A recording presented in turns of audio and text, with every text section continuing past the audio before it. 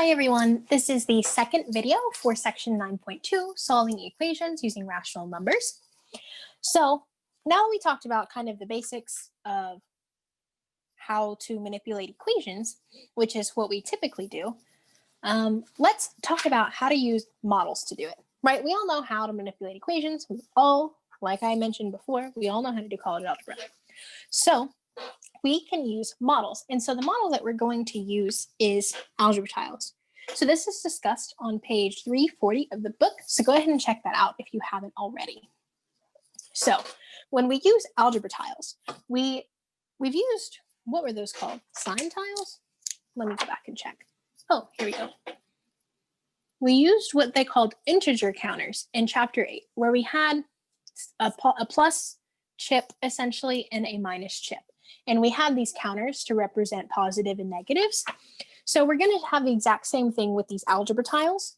We're going to have something to represent a positive one, a negative one, and then our variable. So we're going to do it like so.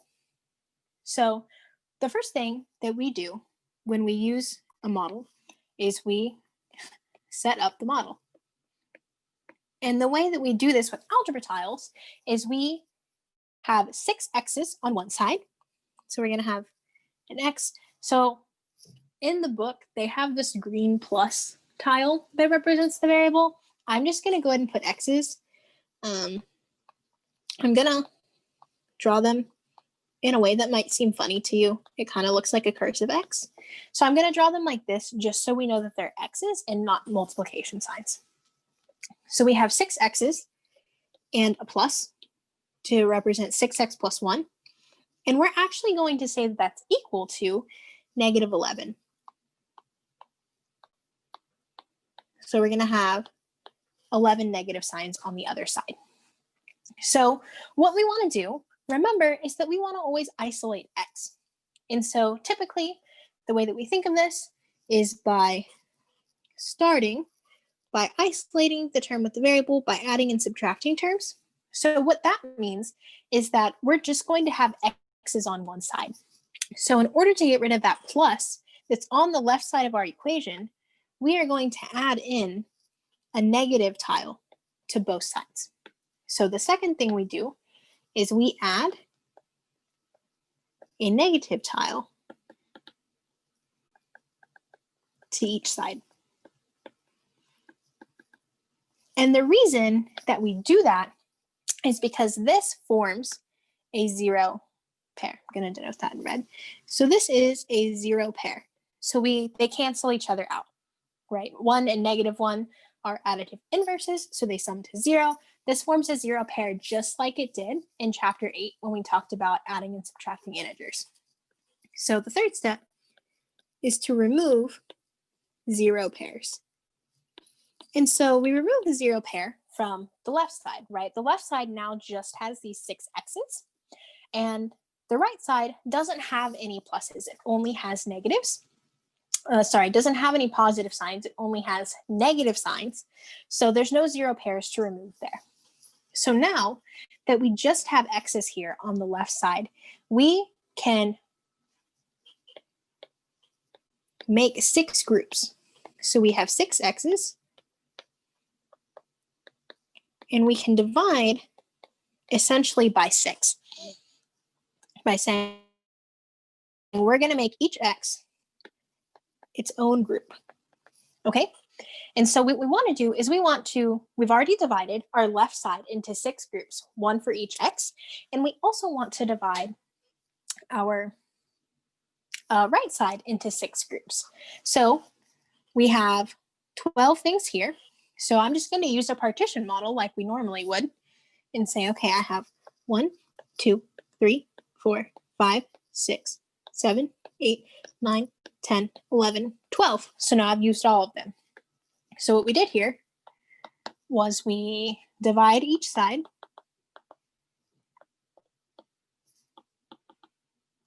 into 6 equal groups. Okay, so we divided each side into 6 equal groups, and then to solve for x, we look at one group to see the value of x. Because when we divided our side with 6 x's into 6 groups, what we did here was it allows us to just look at one of the groups and see, well, then that tells us that x equals -2. So this tells us, it implies that x equals -2. Whoops, forgot to write the fancy x. So this tells us that x equals -2, and that's the solution to this problem. Okay, so it's really simple. You just draw the model and isolate all of the x's on one side, and then divide it into groups. And we can do the same thing in a second example. So the second example is going to work in the exact same way. So again, the first thing we're going to do is set up the model. So what we do first is we have 10 negatives.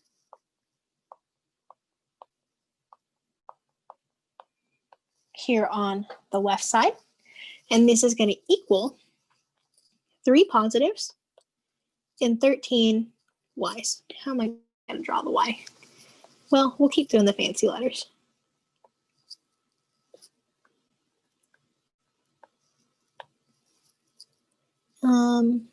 There's a lot of y's. How am I going to do this? So that's 10 of them. And then I'm just going to put 3 on top.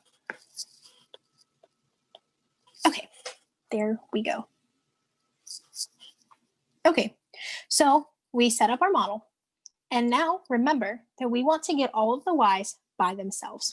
So next, we're going to add negative tiles to each side to cancel the positives that are here with the y's. And so there are 3 positives over there with the y's. So we're going to add 3 negative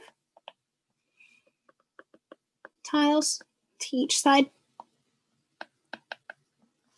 So we're going to add 3 negative tiles here and 3 negative tiles here. And right after we add negative or positive tiles, we're going to then remove 0 pairs.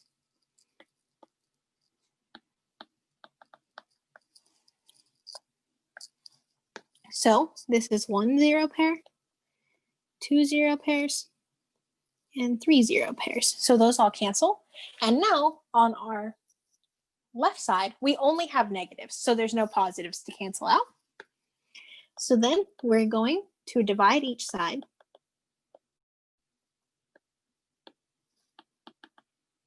into 13 equal groups because there are 13 y's.